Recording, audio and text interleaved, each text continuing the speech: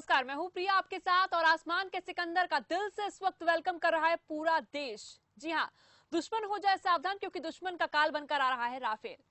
भारत को अब नजर उठाकर देखना दुश्मन के लिए महंगा पड़ सकता है। भारत की बढ़ती ताकत देखकर हर हिंदुस्तानी का सीना गर्व से चौड़ा है, तो दुश्मन हिंदुस्तान की बढ़ती भुजाएं देखकर दंग है, परेशान है और हैरान है। 29 जुलाई को भारत में राफेल का अभिनंदन होगा। फ्रांस से राफेल फाइटर जेट का पहला बेड़ा कल भारत पहुंच रहा है। भारतीय वायुसेना ने बताया कि 5 राफेल का पहला बैच जुलाई के आखिर तक यानी कि कल भारत आ रहा है और इस बीच उन्हें 29 जुलाई को अंबाला एयरफोर्स स्टेशन पर वायुसेना में शामिल किया जाएगा। फाइनल इंडक्शन सेरेमनी 22 अगस्त को होनी है। वायुसेना के मुताबिक फाइटर जेट के एयर और ग्राउंड क्रू की ट्रेनिंग पूरी हो चुकी है, जो कि पहले ही बता दिया गया था। फाइटर जेट में लगे वेपन सिस्टम की ट्रेनिंग भी इन्हें दी गई है। ये सभी अब ऑपरेशनल भी हैं और फाइटर जेट आने के बाद पहली कोशिश जल्द से जल्द इनकी तैनाती की रहेगी, क्योंकि कहा यह जा रहा है कि इनके आने के बाद एलएसी पर इन्हें तैनात किया जाएगा। चलिए आपको पहले एक रिपोर्ट दिखाते हैं, फिर करेंगे चर्चा।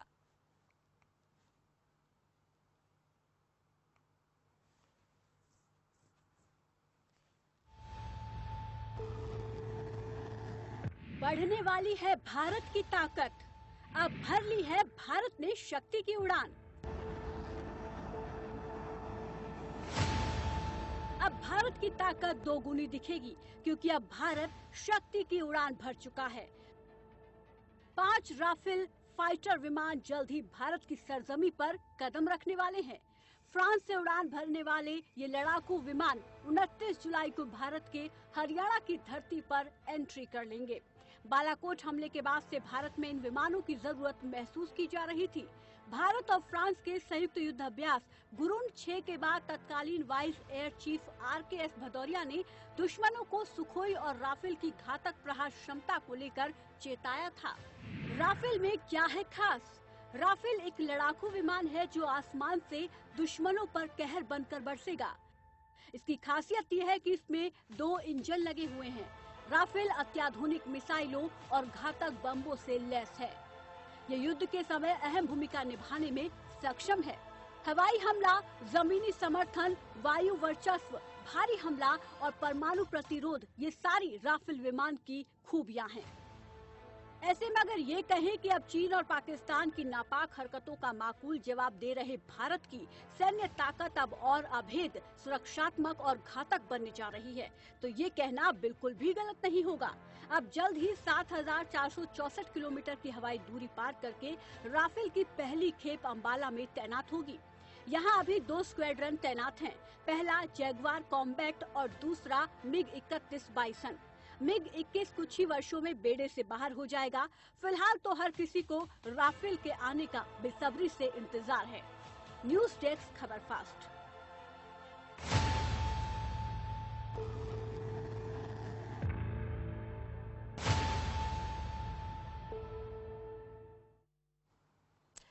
तो अभी इंतजार सभी को इस बात का है कि जब पहली खेप कल भारत पहुंच रही है राफेल की, तो उसके स्वागत के लिए तैयारियां किस कदर हो रही हैं, क्या कुछ किया जा रहा है।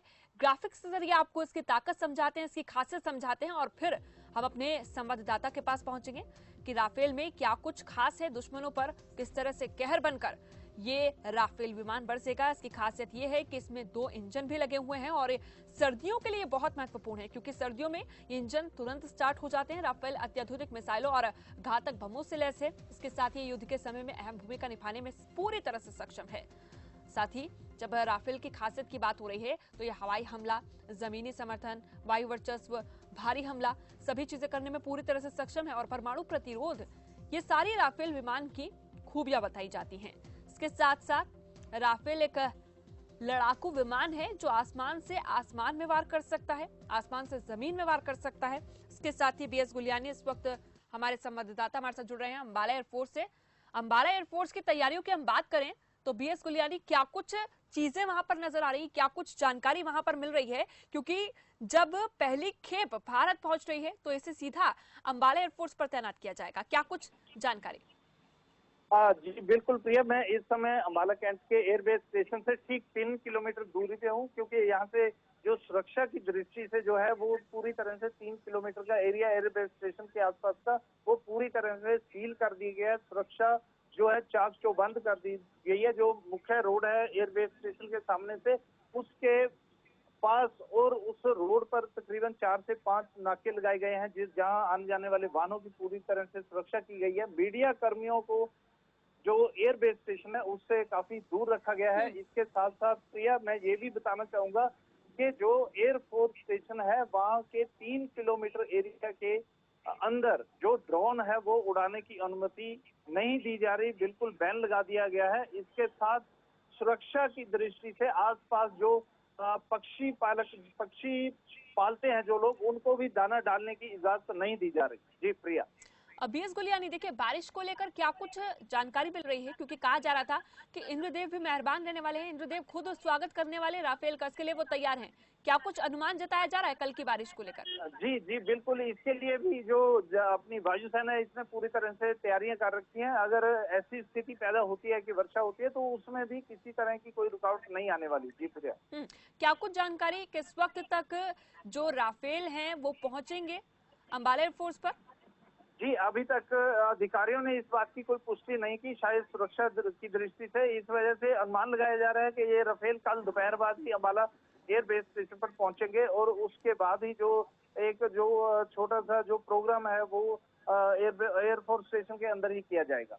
अंबाला एयरफोर्स के हम जब सामरिक तौर की अगर बात करें तो कितना महत्व माना जाए अंबाला एयरफोर्स पर सबसे पहले राफेल के पहुंचने का, राफेल की जो पहली खेप है उसके पहुंचने का? जी प्रिया, जैसे सर्वविदित है कि जो राफेल की पहली खेप यहाँ अपना इंडिया में पहुंच रही है, तो सबसे पहले अंबाला स्टेशन ही चुना गया है, क्योंकि इससे राफेल से पहले यहाँ पे मिग और बाकी जो लड़ाकू विमान थे वो तैनात किए जाते थे। और जो अब से पहले जो लड़ाइयाँ हुई हैं वहां भी जो अंबाला एयरफोर्स स्टेशन है इसका अहम रोल रहा है, क्योंकि जब पाकिस्तान के साथ लड़ाई हुई थी या चाइना के साथ, तब भी जो अंबाला एयरफोर्स स्टेशन थी इसकी अहम भूमिका रही है। और अब की बार भी इस जो राफेल की खेप आ रही है इसके लिए अंबाला एयरफोर्स स्टेशन ही चुना गया है, क्योंकि यहाँ से अगर हम पाकिस्तान की बात करें तो जैसा कि बताया जा रहा है कि राफेल की स्पीड जो है वो 21,000 किलोमीटर प्रति घंटा है।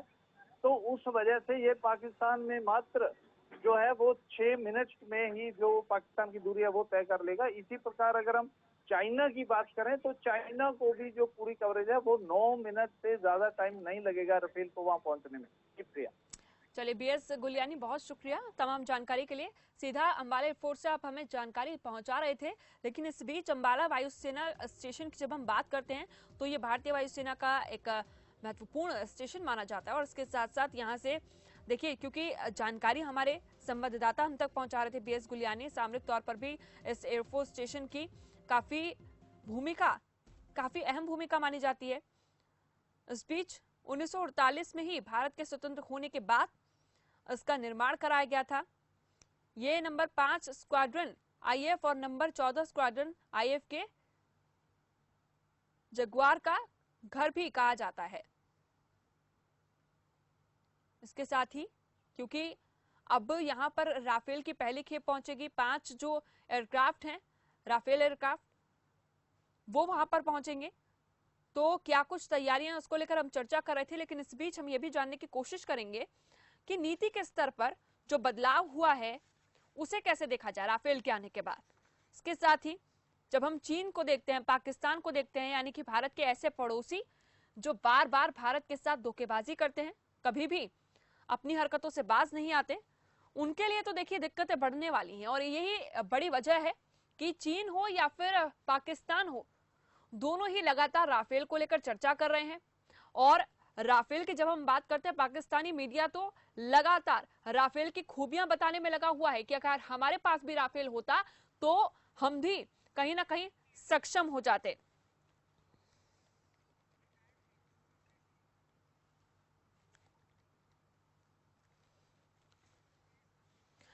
रिटायर्ड सार्जेंट एयरफोर्स से इस वक्त केएस दत्त हमारे साथ जुड़ रहे हैं। केएस दत्त जी, बहुत स्वागत है आपका।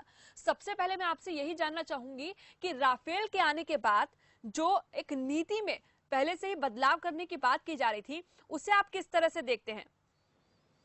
मैम ये जो राफेल का मतलब ही तूफान है, फ्रांस भाषा में इसको तूफान कहते हैं। और इसके आने से एक तो जो अटैक करने की जो हमारी स्ट्रेटजी है वो चेंज हो जाएगी, क्योंकि इसकी ये जो जहाज है बहुत हाई स्पीड जहाज है और इसकी मारक क्षमता बहुत ज्यादा है। इसके अंदर मिसाइल फिट हो जाती हैं जो कि 300 किलोमीटर की रेंज तक फायर करती हैं। उसके बाद लेजर गाइडेड मिसाइल भी चलती हैं जो कि बहुत दूरी तक मार करती हैं। उसके अलावा ये जो दुश्मन की मिसाइल आती है उसको भी ये हवा के अंदर ध्वस्त कर देती है। बिल्कुल बात जब हम कर रहे हैं यहाँ पर कि आसमान का सिकंदर अब कल ही पहुंच जाएगा अंबाला एयरफोर्स पर, लेकिन इस बीच स्ट्रेटेजिक तरीके की हम बात करते हैं, सामरिक तौर पर कितना महत्व रखता है अपने आप में। इसके साथ ही चीन और पाकिस्तान देखिए किस तरह से बौखलाया हुआ, और पाकिस्तानी मीडिया तो लगातार इसको लेकर कवरेज कर रहा है। ये बार बार दिखा रहा है कि कितना ज्यादा जो राफेल है वो सक्षम है हर चीज में, और इसके साथ ही जो खासियत है वो बार बार दिखा रहा है कि हमारे पास भी अगर ये होता तो हमारी भी ताकत कहीं ना कहीं बढ़ती।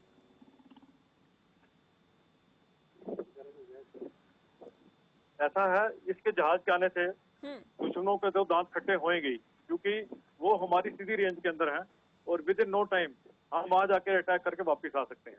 जैसा कि इस जहाज की स्पीड जो है 2123 किलोमीटर पर आवर है और ये 60,000 की फीट तक ऊंचाई तक 1 मिनट के अंदर चढ़ जाता है।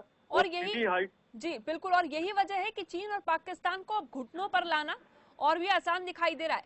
क्या कहेंगे? हाँ जी बिल्कुल जी, और ये 55,000 की फीट की ऊंचाई से भी ये अटैक जो करता है वो भी स्टीक अटैक होता है, उसके अंदर कोई 1% का भी डेविएशन नहीं है। बिल्कुल, चीन और पाकिस्तान ये दोनों ही ऐसे पड़ोसी देश हैं खास तौर पर जिनकी धोखेबाजी हमेशा से ही जाहिर होती रही है।